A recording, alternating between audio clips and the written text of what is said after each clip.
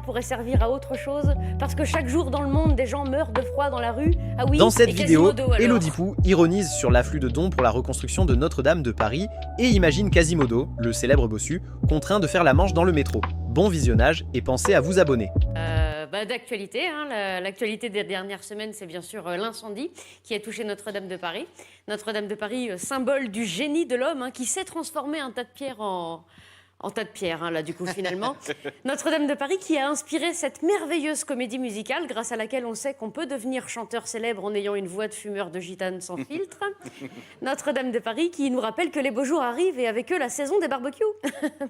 Alors sortez les merguez, hein, et le charbon de bois et dites adieu à vos amis véganes.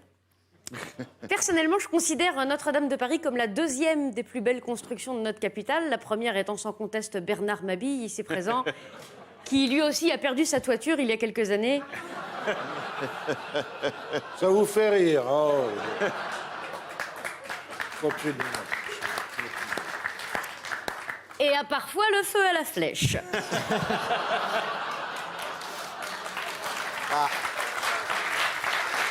Pardon Élodie, mais chez Bernard, ça fait longtemps qu'elle est tombée. Hein. Qu'en sais-tu?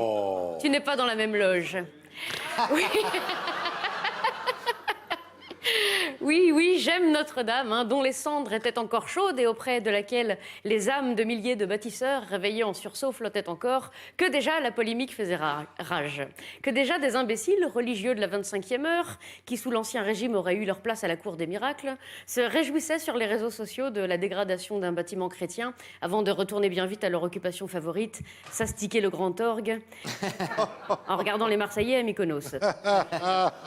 Je donne à ces non-pensants, aux neurones s'il en reste, abîmés successivement par le milieu social, la télévision, YouTube et le cannabis, ces boulets aux chevilles du pays qui les nourrit et qui ne peut que pleurer de les avoir produits, je donne le précieux conseil de boire beaucoup de nitroglycérine avant d'aller danser.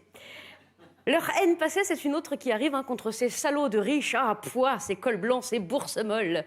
Ah, les riches qui ont offert de l'argent pour rénover Notre-Dame de Paris. Ces salauds, comment osent-ils? C'est vrai, les gens s'insurgent. Hein. Oui, comment la famille Pinault ose-t-elle donner 100 millions d'euros et en plus refuser la déduction fiscale? Bah, quand on ne paye pas ses impôts, c'est difficile de déduire quoi que ce soit en même temps.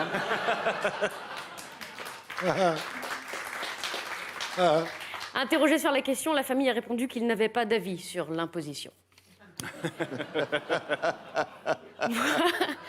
Moi qui aime chercher la petite bête, sans doute un traumatisme lié à mon nom de famille, je me réjouis de cette polémique. Hein. C'est vrai, pourquoi sommes-nous incapables de nous émerveiller de cette générosité spontanée? Chercher la réponse à cette question est aussi difficile que de trouver un roux dans un troupeau de renards.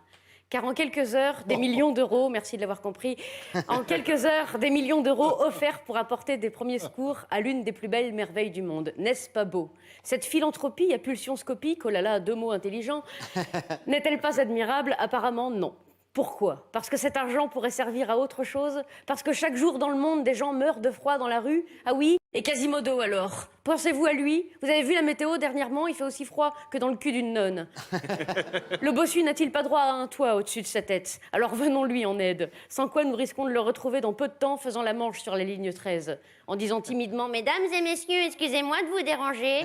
Actuellement sans logement depuis un incendie aux causes inexpliquées, je me dois de demander votre solidarité afin de nourrir ma femme Esmeralda réduite à la prostitution. Ainsi que nos nombreuses gargouilles. Merci. » Alors oui, cet argent aurait pu servir autrement. Hein. Oui, il est gerbant de constater à quelle vitesse les problèmes sont réglés selon que vous serez puissant ou misérable. Mais ne nous trompons pas de combat. Balayons devant nos portes et nettoyons nos miroirs afin de nous regarder dedans. Parce que nous sommes tous les mêmes, nous sommes tous émus par des choses différentes. Oui, nous critiquons à tour de bras, ayant ainsi les bras trop occupés pour agir nous-mêmes. Chacun d'entre nous donne et aide de manière sélective. On a tous un petit ange sur l'épaule, un petit diable sur l'autre, chuchotant leurs bons conseils. Force est de constater que beaucoup d'entre nous sommes sourds d'une oreille. En cela, Notre-Dame est aussi notre drame. Notre-Dame, c'est redoubler d'ingéniosité pour lever des fonds. Notre drame, c'est de ne pas nous lever nous-mêmes pour d'autres combats impliquant des humains. Notre-Dame, c'est l'humilité de donner parce qu'on a compris que cet édifice était là bien avant nous et sera là bien après. Notre drame, c'est de ne pas savoir aider ceux qui seront peut-être plus là demain. Notre-Dame, c'était encore capable d'aimer l'histoire à l'heure où la technologie nous rend parfois idiots. Notre drame, après avoir appris que le feu, ça brûle, c'est que si on ne fournit pas les mêmes efforts pour combattre le réchauffement climatique, on va bientôt voir que l'eau, ça mouille. Notre-Dame, c'est avoir la force de se remettre à refaire ce qui a déjà été défait et le sera encore pierre après pierre.